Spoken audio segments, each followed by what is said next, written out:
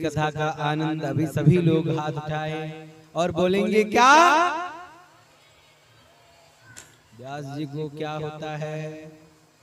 धीरे सुनाई कम देता। जब धीरे बोलोगे तो कान में मशीन लगाना पड़ेगा, अब मशीन हम लाए नहीं हैं, इसलिए तेज से बोलो, थोड़ा जोर बोलो कि हमें सुनाई पड़े। इसलिए पीछे वाले स्पेशल, क्योंकि तुम्हें तो इनवाइट करना पड़ता है पीछे वालों को।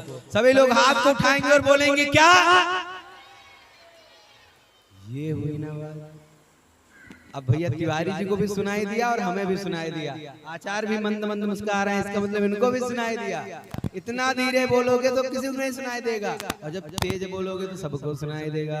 और जो जो यहाँ पे विराजमान है सबको आनंद आएगा महाराज। तो यहाँ पे कुंती माता ने क्या मांगा? बिस्कुट? हमें लगा कि कुंती माता ने बिस्कुट मांग लिया भगवान से, इसीलिए बोलते थोड़ा जोर बोला करो भगवान को।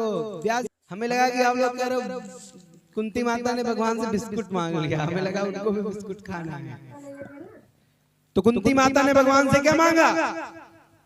दुख को मांगा महाराज। और दुख क्यों मांगा है? क्योंकि जब जब दुख आता है महाराज तब तब भगवान कहाँ होते हैं? हमारे पास होते हैं महाराज। एक बार की बात है, एक भक्त था महाराज, भगवान श्याम सुंदर का बहुत ही बड़ा भक्त था। वो भक्त प्रतिदिन श्याम सुंदर के दर्शन के लिए जाता था और उसके पास बहुत धन था महाराज। धन था, वो गुप्ता जी थे तो उनके पास धन बहुत था। वो डेली श्याम बाबा के दर्शन के लिए जाते थे। एक बार क्या हुआ, बिजनेस में घाटा लग गया महाराज। बिजनेस में घाटा लग गया। अब भगवान परमात्मा की कृपा देखिए कि वो भक्त फिर से गया श्याम बाबा के दर्शन के लिए। लेकिन जब वो डेली चलता था ना तो 4 पैरों के निशान बनते थे। कितने पैरों के निशान बनते थे?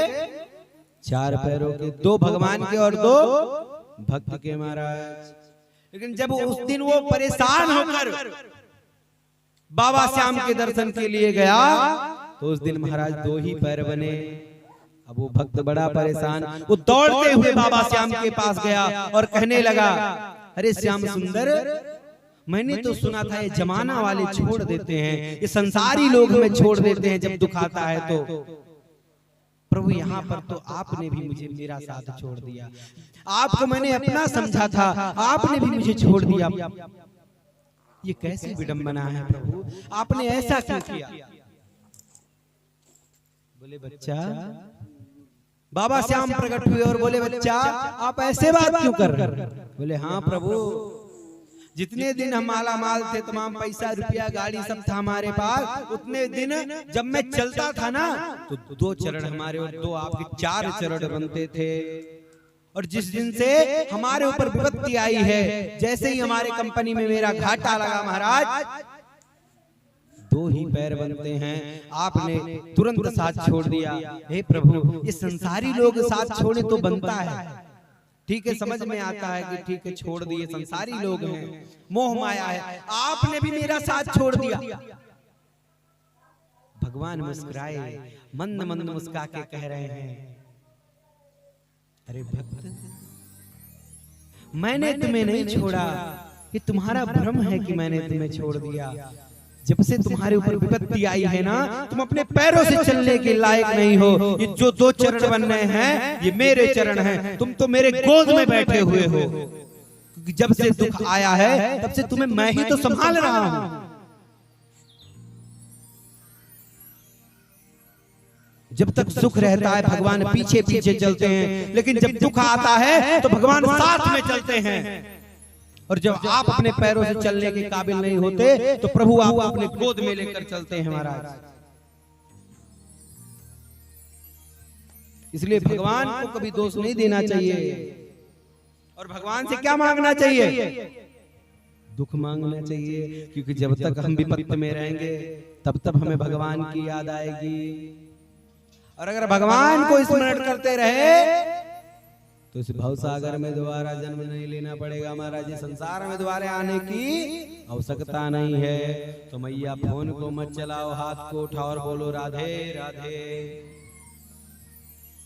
अब व्यास जी को सुनाई नहीं दिया। ये बताओ ये कितनी बार बताना पड़ेगा? डेली डेली हम यही बताएंगे? आप सबको पता है व्यास जी मशीन घर पे भूल गए, सुनाई कम देता है, इसलिए हाथों को उठाएंगे, बोलेंगे क्या? हाँ। तो महाराज कुंती माता ने दुख को मांगा, भगवान परमात्मा ने तथास्तु कह दिया। अगर आप मुझे दुख नहीं देना चाहते तो एक और बात बताते हैं। हे प्रभु, अगर आप दुख नहीं देना चाहते तो एक काम करिए, आप हमें छोड़कर मत जाइए। कौन कह रहा है? कुंती माता। क्योंकि वो अपने पास रखने के लिए भगवान को इसीलिए दुख को मांग कर रही है। दुख को इसीलिए मांग रही है कि प्रभु हमारे पास रहे। अगर आप हमें दुख नहीं देना चाहते, अपनी बुआ को दुख में नहीं देखना चाहते, हे प्रभु आपसे एक ही निवेदन है, आप मुझे छोड़कर मत जाइए, आप हमें छोड़कर मत जाइए प्रभु। भगवान ने कहा ठीक है मैया, बुआ मैं छोड़ के आप क्यों जाऊंगा। जाने का विचार प्रभु ने त्याग दिया और वापस आ गए। कुछ समय बीता, एक दिन की बात है। धर्मराज युधिष्ठिर एकांत में बैठे हुए विचार कर रहे हैं, बड़े परेशान हैं। प्रभु ने देखा कि युधिष्ठिर परेशान है, गए और कहे, भगवान कहते हैं युधिष्ठिर क्या हुआ, क्यों परेशान हो, इतना चिंता में क्यों हो? अब तो तुम्हारा राज्य भी तुम्हें मिल गया, अब तो तुम राजा हो गए हो, तुम्हें तो उत्सव मनाने चाहिए, तुम्हें उत्सव मनाना चाहिए। महाराज आप इतना दुखी क्यों हो? युधिष्ठिर जी कहने लगे, प्रभु क्या बताएं, आज मुझे बड़ा दुख हो रहा है, अपनों की याद आ रही है। बताओ किस प्रकार से मैंने छोटे से राज्य के लिए अपनों से कुत्तों की तरह मैंने झगड़ा किया, मैंने अपनों का ही खून बहा दिया। प्रभु इस दुनिया में मुझसे बड़ा भागा कोई नहीं होगा जिसने इस छोटे से राज्य के लिए अपनों को मार डाला। हे प्रभु इस छोटे से राज्य के लिए मैंने अपनों का खून बहा दिया, मैंने अपने पिता को मैंने अपने पिता तुल्य लोगों का सर धड़ से अलग कर दिया। महाराज मुझसे बड़ा भागा कोई नहीं हो सकता। प्रभु जिन भीष्म काका से मैंने बचपन से भिन्न भिन्न प्रकार की विद्याएं सीखी, राज्य चलाने का तरीका सीखा, और जिस भीष्म काका की मैंने उंगलियां पकड़ के चलना सीखा, महाराज आज उन्हीं को मैंने बाणों से छल्ली कर दिया। महाराज मुझे बहुत दुख हो रहा है कि हम भाइयों ने अपने ही काका दादाओं को मार डाला। महाराज उन्हें मोह आने लगा, उन्हें मोह आने लगा। महाराज भगवान परमात्मा कहते हैं कि आप विपत्ति में परेशान होते हो। अरे महाराज आप धर्मात्मा राजा हो और आप छोटे मोटे विपत्ति से परेशान हो रहे हो, क्योंकि कहा गया है सच है विपत्ति जब आती है कायर को दहलाती है। जब जब विपत्ति आती है कायर परेशान होते हैं, आप तो धर्मात्मा राजा हो, आप कैसे परेशान हो सकते हो? महाराज आप परेशान नहीं हो सकते। अच्छा चलो आपको मैं कुरुक्षेत्र का दर्शन करवाता हूँ, कुरुक्षेत्र लेके चलता हूँ। और भगवान परमात्मा ने पांचों पांडवों को साथ में लिया और कहाँ पहुंच गए? कुरुक्षेत्र की भूमि पर, जहाँ भीष्म पितामह बाणों की सैया पे लेटे हुए हैं, वहाँ पांचों पांडवों को लेकर भगवान परमात्मा पहुंच गए। महाराज भगवान परमात्मा को जैसे ही भीष्म ने देखा, दोनों हाथों को जोड़ा और प्रार्थना की। कितनी परीक्षा लिख दी है कान्हा तूने भाग्य में मेरे, अफसोस है डूब रही है नैया सामने तेरे, चुपचाप बैठे सरकार। आज भीष्म दामाजी कन्हैया सामने निवेदन कर रहे हैं क्या? चुपचाप बैठे सरकार, थोड़ा वक्त निकालो मेरे वास्ते। चुपचाप बैठे सरकार, थोड़ा वक्त निकालो मेरे वास्ते। चुपचाप बैठे सरकार। गाइए बड़े भाव से, बड़ा सुंदर भजन है महाराज। मेरे श्याम मेरे श्याम, आज सामने कन्हैया है और आज कह रहे हैं तुमने बुलाया हम चले आगे, देखो द्वार पे तेरे।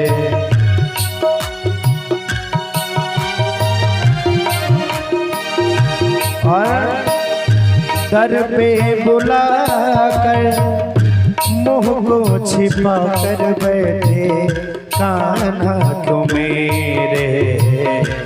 और करो एक बार, थोड़ा वक्त निकालो मेरे वास्ते। चुपचाप बैठे सरकार, थोड़ा वक्त निकालो मेरे वास्ते। चुपचाप बैठे सरकार। आज बाणों की सैया पर विश्व पितामह पड़े हैं। आज कोई साथी नहीं है महाराज, और आज भगवान कन्हैया सामने हैं। आज निवेदन कर रहे हैं कान्हा कितनी परीक्षा लिख दी है श्यामा तूने भाग्य में मेरे।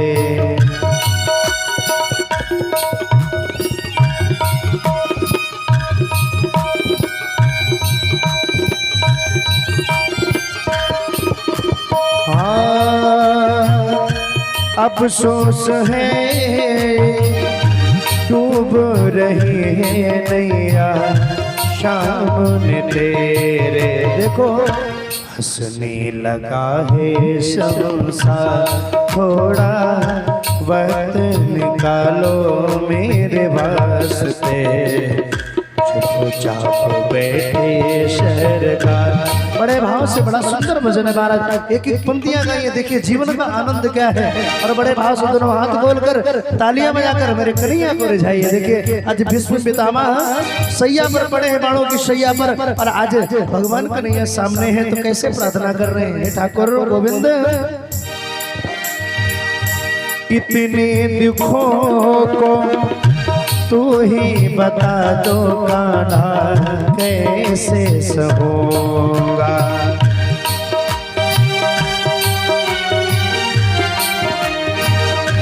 इतने दुखों को तू ही बताओ माधो कैसे सहूंगा।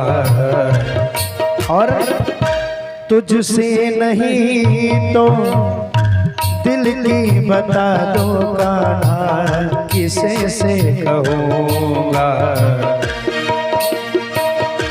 सुन ले तो मेरी पुकार। अपनी अपनी पुकार जरा कन्हैया से लगाइए।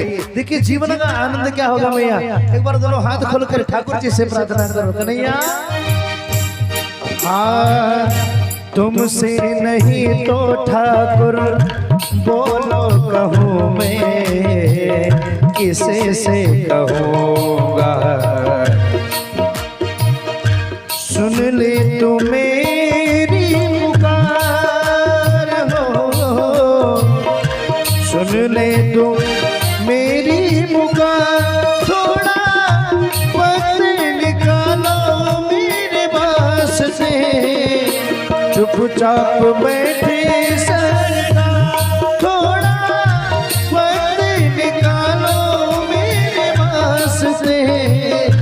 कन्हैया से एक प्रार्थना कर रहे हैं, कन्हैया क्या मैं आपकी भक्ति नहीं किया कि मैं आपके दर पे नहीं गया कि आपको मैं सुबह शाम आपकी सेवा नहीं किया, यदि कोई गलती हो गई हो तो ना हे ठाकुर हे माधव मुझे क्षमा करिएगा, पर इतना तो करना स्वामी जब प्राण तन से निकले। आज महाराज सैया पर पड़े हैं, आज भीष्म पितामह और आज मातों से प्रार्थना करते हैं कन्हैया यदि प्राण निकले ना तो आपके सामने आप खड़े हो सामने, तभी ये जाकर के आपके अंतिम दर्शन हो जाए, इससे बड़ा सौभाग्य जीवन में क्या होगा।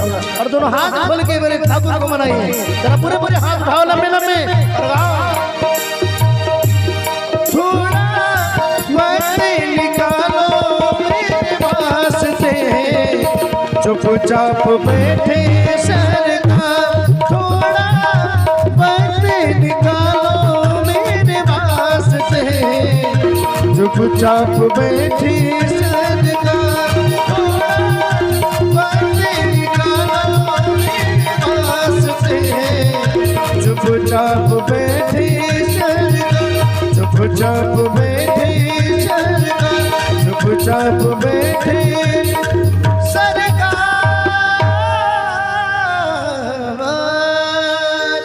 वृंदावन बिहारी लाल की। वाह, बहुत ही दिव्य भजन तिवारी जी ने गाया। इतने दिव्य दिव्य भजन आप गाएंगे तो हम आनंद में आ जाते हैं महाराज। कथा कौन कहेगा है? लेकिन महाराज एक बात याद रखिए तिवारी जी, यहाँ के भक्त भाव में आने वाले नहीं हैं कि इनकी भक्ति अपार है। मैं एक बात हमेशा कहता हूँ कि कहीं कहीं पुरुष मिलते हैं, कहीं कहीं महापुरुष मिलते हैं, तो ये महापुरुषों की नगरी है लग रहा है। यहाँ पे भाव किसी के अंदर नहीं आ रहा है मैया, और जब तक भाव नहीं आएगा तो ठाकुर जी को कैसे लाओगे। और बिना भाव के प्रभु बिल्कुल नहीं मिल सकते।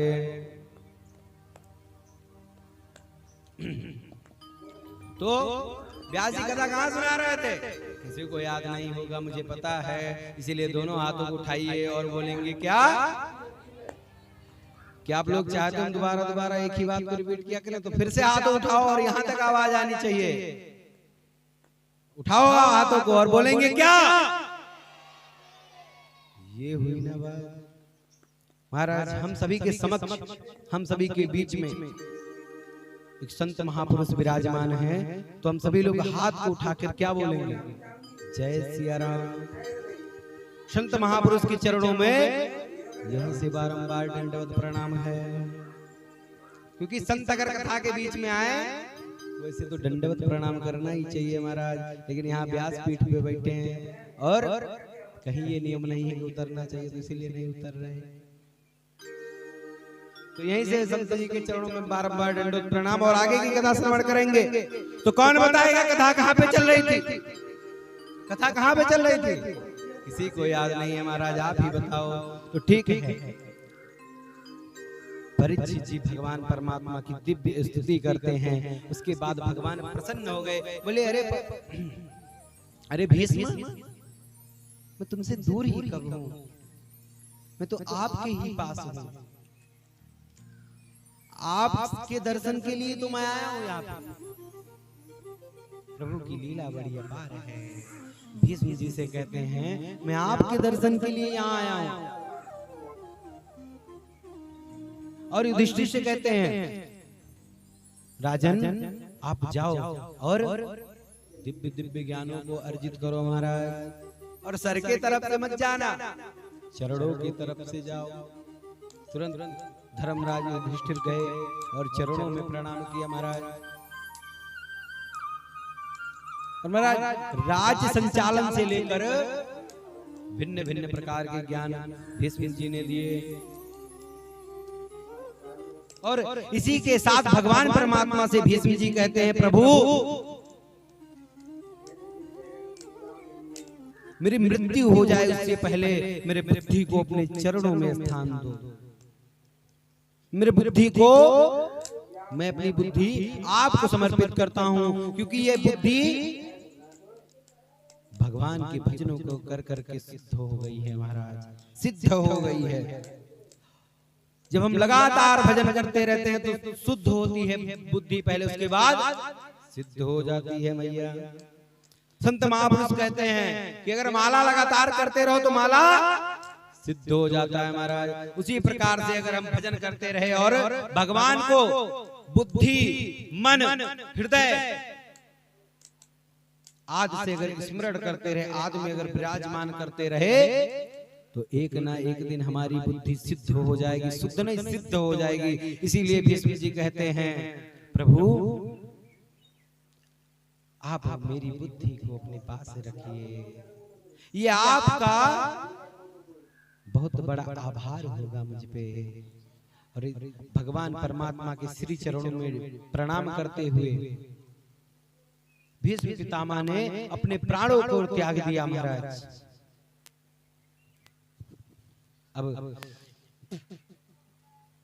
युधिष्ठिर, धर्मराज युधिष्ठिर के साथ भगवान श्री कृष्ण पुनः राज्य में आए और कहने लगे, महाराज देखिए इतने दिन हम बहुत दिन रह लिए, अब आप लोगों को कोई शंका भी नहीं है, अब हमें अपने राज्य में जाना चाहिए, अब हमें अपने राज्य वापस जाना चाहिए, क्योंकि हमारे राज्य के भी लोग हमारा इंतजार कर रहे हैं महाराज। धर्मात्मा युधिष्ठिर बहुत ही ज्ञानी राजा था, वो समझ गए कि देखो परमात्मा का अपने राज्य में वापस जाना बहुत जरूरी है। उन्होंने तुरंत ही अर्जुन से कहा कि आप ले जाओ और भगवान परमात्मा को द्वारिका तक छोड़कर आओ, वैसे आप भी कुछ दिन रह के आ जाओगे, आप भी कुछ दिन भगवान परमात्मा के राज्य में रह लोगे। अब महाराज अर्जुन के साथ भगवान परमात्मा द्वारिका पहुंचे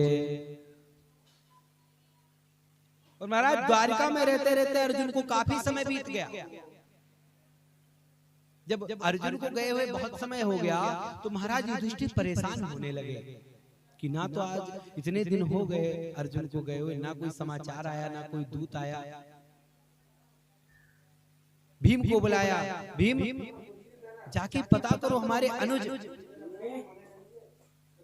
अर्जुन कहाँ गए, अर्जुन का जाकर पता करो अर्जुन कहाँ गए, क्योंकि उनका ना कोई संदेश आया, ना आज तक कोई दूत आया, उनका कोई अता पता नहीं है महाराज।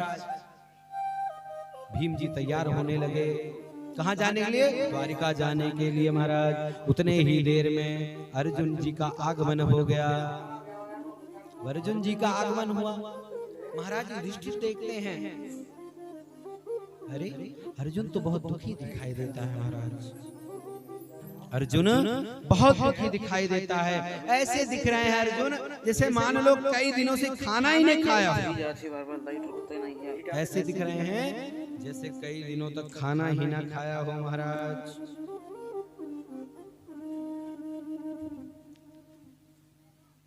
युधिष्ठिर जी कहते हैं, अर्जुन क्या हुआ,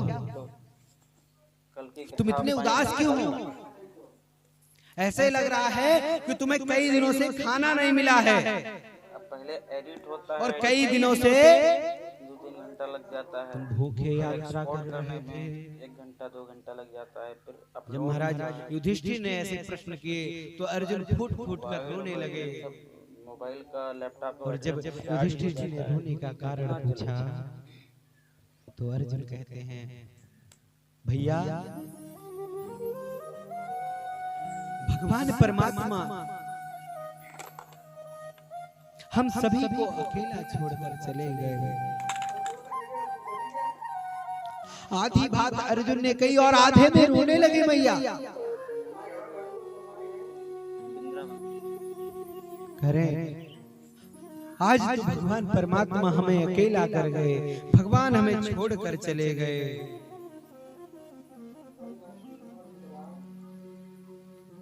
महाराज पांडव बहुत दुखी हुए, 5 पांडव दुखी हो गए, 5 पांडव रोने लगे, कहते अरे भगवान हमें छोड़कर चले गए तो हम इस धरती पे रह के क्या करेंगे? जब भगवान परमात्मा ही हमारे साथ नहीं है तो हम धरती पे अब रह के ही क्या करेंगे? महाराज बाल अवस्था में ही परीक्षित जी का राज्य अभिषेक कर दिया गया। युधिष्ठिर जी ने परीक्षित जी का राज्याभिषेक कर दिया महाराज। सूत जी कहते हैं शौनकादि ऋषियों से भैया पानी पिलवा दीजिए, पानी। राज्याभिषेक करने के बाद पांचों पांडव सशरीर वैकुंठ चले गए, भगवान के श्री चरणों में चले गए। क्योंकि जहां भगवान नहीं है वहां भगवान की भक्त क्या करेंगे महाराज। ऐसा विचार करके पांचों पांडव भगवान के श्री चरणों में चले गए, भगवान के धाम चले गए महाराज। और यहाँ युधिष्ठिर जी की राज करने लगे। बाल अवस्था से ही युधिष्ठिर जी राज करने लगे। और महाराज कहते हैं, सूत जी कहते हैं शौनकादि ऋषियों से, जब कुछ समय बीता, कुछ समय बीतने के बाद उत्तर की पुत्री इरावती से परीक्षित जी का विवाह हो गया महाराज। और उनसे 4 पुत्र उत्पन्न हुए। कितने पुत्र उत्पन्न हुए? 4 पुत्र उत्पन्न हुए महाराज। कौन कौन है? देखो, कल से हम एक चीज नोटिस कर रहे हैं कि जब हम किसी चीज के बारे में ऐसे बताते हैं, किसी भी चीज के बारे में कि इतना हुआ, तो आप लोग गिनती अक्सर भूल जाते हैं। आज सभी लोग ध्यान रखेंगे महाराज। तो उनके 4 पुत्र उत्पन्न हुए, जन्मेजय, श्रुतसेन, भीमसेन और उग्रसेन महाराज। कितने पुत्र उत्पन्न हुए? देखो, मैया ने तुरंत बताया, क्योंकि ये बड़े ही ध्यान से कथा को श्रवण कर रही हैं। मैंने इस बात को नोट किया, जब से मैया आई हैं बड़े ही ध्यान से कथा को श्रवण कर रही। बाकी लोग का ध्यान इधर उधर है महाराज। तो इसीलिए हाथ को उठाएंगे और बोलेंगे क्या? तो सभी लोगों को ये तो पता ही है कि बीच बीच में मैं राधे राधे क्यों बुलवाता हूँ। किन किन ने प्रथम दिवस की कथा में सुना था? बाकी लोग नहीं आए थे क्या? प्रथम दिवस की कथा में बाकी लोग नहीं आए थे? चलो हम दोबारा से बता देते हैं महाराज। आज हम बीच बीच में राधे राधे क्यों बुलवाते हैं? इसका कारण क्या है महाराज? इसका कारण है, एक बार भगवान परमात्मा की कथा चल रही थी और बीच में कौन आ गया? निंद्रा महारानी। अब निंद्रा महारानी आई और बोली, प्रभु ये आपके भक्त जो हैं सब भजन कर रहे हैं। बोले हाँ। अभी कहो इन सबका भजन बंद करवा दे। बोले ये कैसे? बोले आप देखते रहो। अब निंदा महारानी कहाँ गई? भक्तों के बीच में प्रवेश कर गई महाराज। और जैसे निंदा महारानी प्रवेश करी, तुरंत क्या हुआ? अगर नींद आ जाए तो क्या होता है? सो जाते हैं महाराज। तो कथा के बीच में सभी भक्त सोने लगे। अब भगवान हो गए परेशान और श्री जी को याद किया। किसे याद किया? श्री जी को। श्री जी का स्मरण किया। श्री जी आई, अरे ये देखिए आप भी देवी हो और ये भी देवी हैं, तो इसलिए इन्हें आप थोड़ा समझाइए। ये ऐसे करेंगी तो हमारे भक्तों का तो उद्धार ही नहीं होगा महाराज। और अगर हमारे भक्तों का उद्धार नहीं होगा तो भक्तों का हमारे ऊपर से विश्वास उठ जाएगा। हमारे भक्त पहली बात तो कथा श्रवण नहीं कर पाएंगे नींद के कारण, तो उनका उद्धार कैसे होगा? श्री जी ने एक उपाय बताया। क्या बताया? कि कथा के बीच बीच में नाम स्मरण होते रहना चाहिए। तो श्री जी ने तो कुछ और बताया था, लेकिन लालजू ने क्या कहा कि किसी और का नाम क्या? मेरी कथा के बीच बीच में जो भी श्री जी का नाम लेगा, यानी जो भी राधे राधे करेगा, उसे कभी निंदा देवी परेशान नहीं करेंगे महाराज। और उसे भागवत सुनने का पूर्ण फल प्राप्त होगा। क्योंकि नजर हटी तो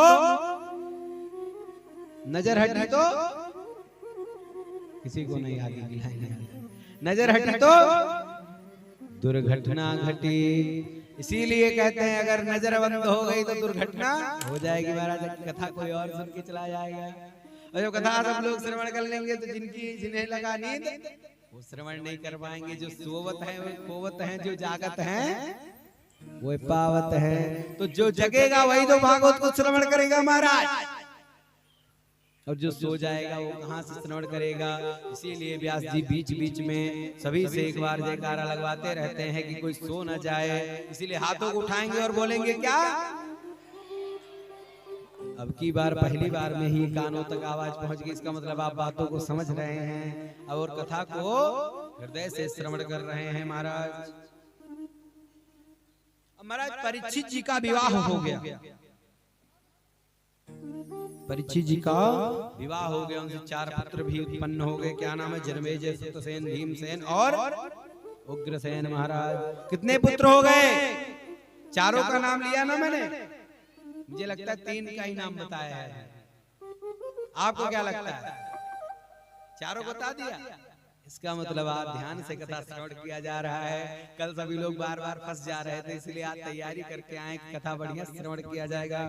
अब महाराज कुछ दिनों तक अपने राज्य में रमण करने के बाद परीक्षित जी महाराज शिकार करने के लिए निकले।